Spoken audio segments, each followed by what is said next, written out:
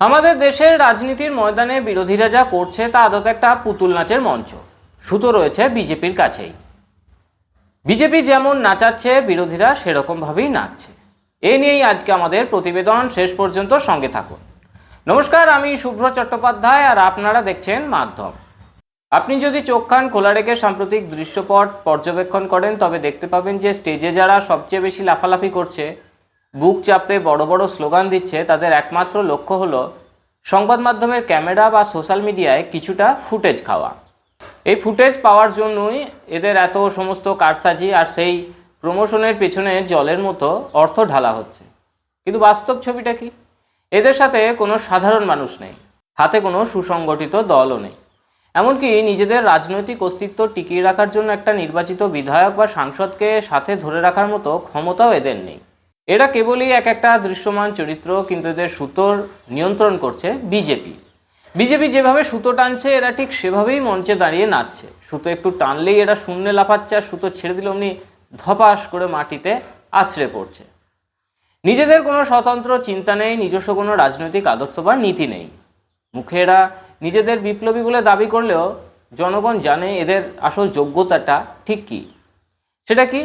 সেটা দেশদ্রোহিতা, বিচ্ছিন্নতাবাদকে সমর্থন করা, হিন্দু জাতীয়তাবাদকে নোংরা ভাষায় আক্রমণ করা, ভগবান রামচন্দ্র সম্পর্কে কুরুচিকর মন্তব্য করা, ইত্যাদি ইত্যাদি ইত্যাদি। এরা আসলে একটা প্রাণহীন পুতুল ছাড়া আর কিছুই নয়। পশ্চিমবঙ্গ এবং সর্বভারতীয় প্রেক্ষাপটে দলগুলোর আভ্যন্তরীণ পরিস্থিতির দিকে তাকানো যাক। রাজ্য রাজনীতির অন্যতম বিজেপি বিরোধী শক্তি বলে পরিচিত মমতা ব্যানার্জির দলের বর্তমান হাল দেখলেই এই নাটকের দৈন্যদশা পরিষ্কার হয়ে যায়। যে দলকে একসময় বিজেপি বিরোধী সবচেয়ে শক্তিশালী সংগঠন বলে দাবি করা হতো, তা আজ ভেতর থেকে একেবারে ভেঙে খান খান। একের পর এক নেতা দল ছাড়ছেন, আবার অনেকে দলে থেকেও অন্য সমীকরণ তৈরি করছেন।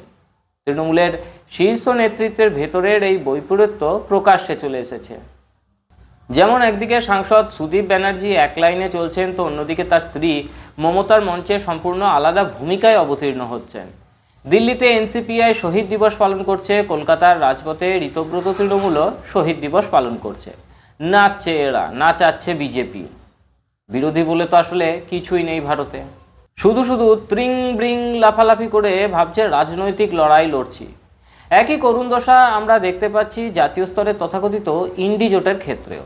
কিছুদিন আগেও এই জোটকে ঘিরে কত শত লাফালাফি আর ঢাকঢোল পেটানো হয়েছিল। দাবি করা হয়েছিল যে এই জোট ভারতের রাজনীতিতে বিরাট বড় একটা ঝড় তুলে দেবে। কিন্তু বাস্তবে কি ঘটল? 2029 সালে নির্বাচনের আগেই সেই জোট তাসের ঘরের মতো ভেঙে গুঁড়িয়ে গেল। একে অপরের সাথে থাকা দলগুলোর মতাদর্শের কোনো মিল ছিল না, ছিল কেবল ক্ষমতার লিপ্সা। আর তাই আজ সেই তথাকথিত জোটের সলিল সমাধি ঘটে গেছে, তারা ছন্ন ছাড়া। সাম্প্রতিক পরিস্থিতিতে জোটের নেতাদের করুণ মিনতি তার সবচেয়ে বড় প্রমাণ।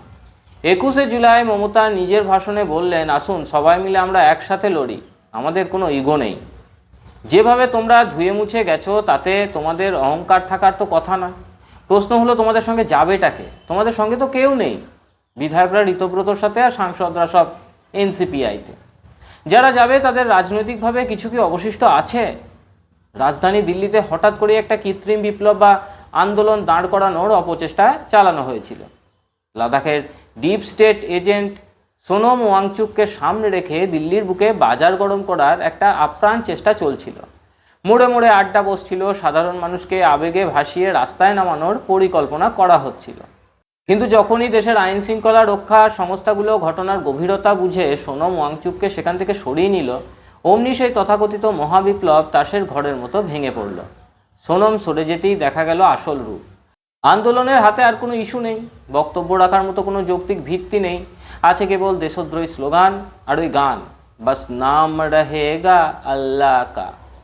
শুনুন সেই গানটা একবার। बस नाम रहेगा अल्लाह का। इसी लाइन से सबसे ज्यादा दुख हो रहा था राइट विंग को, उनको समझ ही नहीं आ रहा था कि ये हाईएस्ट वेदांत है। अल्लाह का मतलब वो शक्ति जो हम सब में है। बस नाम रहेगा अल्लाह का,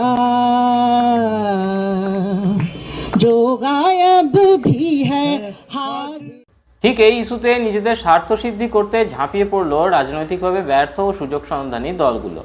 বামপন্থী দল সিপিএম, জাতীয় কংগ্রেস এবং অতি বামপন্থী দলগুলো তড়িঘড়ি সেই ফাঁকা জায়গায় গিয়ে ভিড় জমাতে শুরু করলো। তারা চেয়েছিল সোনম ওয়াংচুকের মতো একজন সমাজসেবীর ভাবমূর্তির পেছনে নিজেদের রাজনৈতিক এজেন্ডা লুকিয়ে জনগণের সিম্প্যাথি আদায় করবে। যদিও এই সোনম ওয়াংচুক একজন দেশদ্রোহী এবং ভারত বিরোধী এজেন্ট, কিন্তু সেই ছক ফাঁস হয়ে যেতেই আজ তারা দিগ্বিদিক জ্ঞান শূন্য হয়ে পড়ছে। হিন্দু ধর্মকে এরা কি চোখে দেখে একবার শুনে নিন।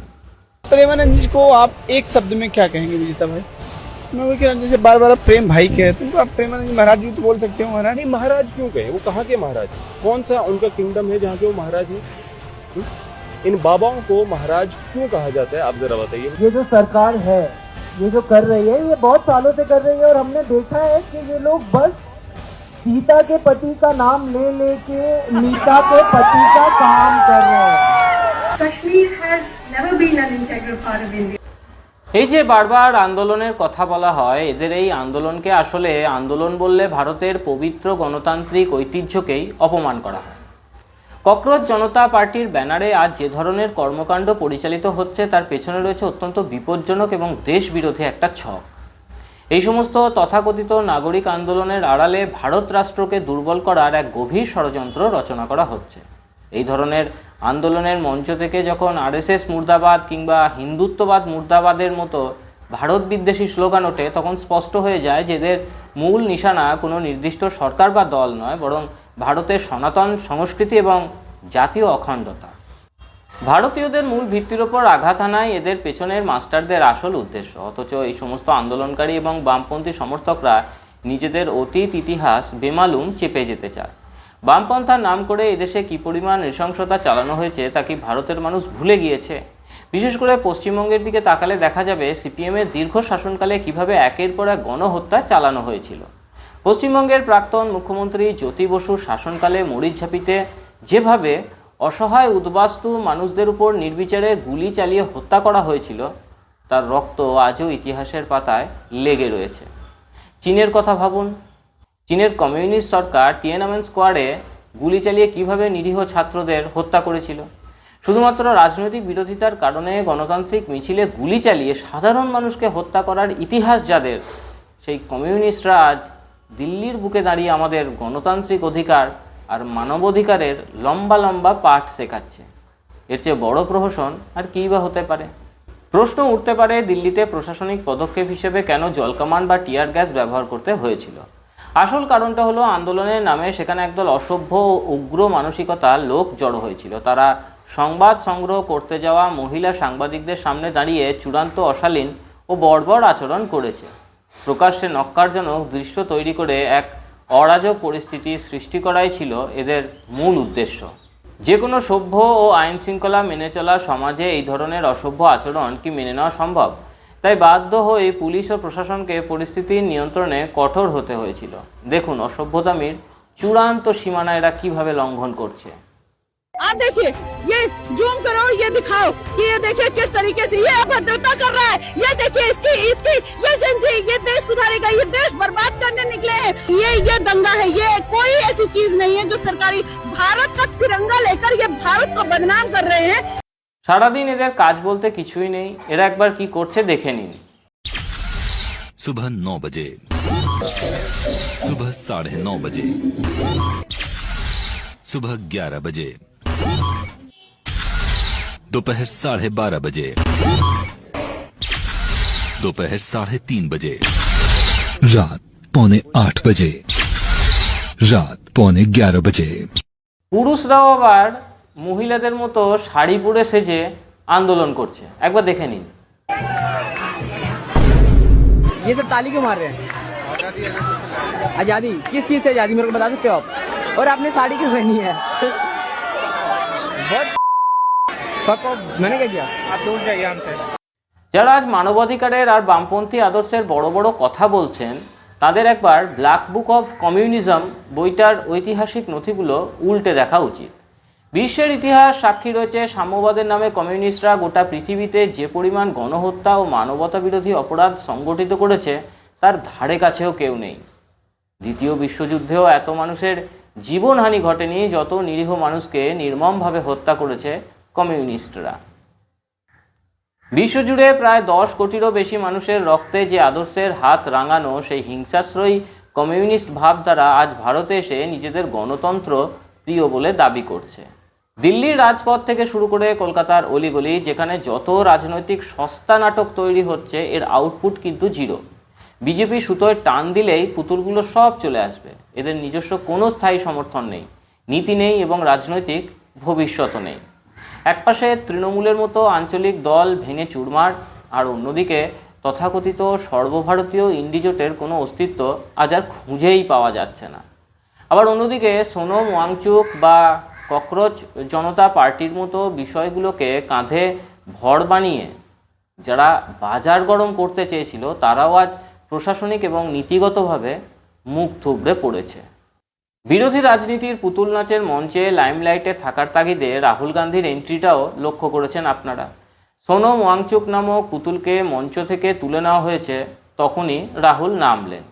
নিজের রাজনৈতিক অস্তিত্ব জানান দিতে প্রধানমন্ত্রীর বাসভবনের সামনে হঠাৎই অবস্থানে বসে পড়লেন 56 বছর বয়সের এই যুব নেতা। মল্লিকার্জুন খাড়গে ও প্রিয়াঙ্কা গান্ধীকে নিয়ে রাহুল গান্ধীর এই নাটকীয় দৃশ্য তৈরি করে। পুলিশের নিষেধাজ্ঞা অমান্য করে 3 ঘন্টা ধরে চলা এই রাজনৈতিক সার্কাসের পর তাকে আটক করে ছত্রপাল স্টেডিয়ামে নিয়ে যাওয়া হয়। এটা যত ষড়যন্ত্রই ফাঁদুক না কেন, ভারত আজ যে বলিষ্ঠ পদে এগিয়ে চলেছে তাকে স্তব্ধ করার ক্ষমতায় কিন্তু এদের নেই।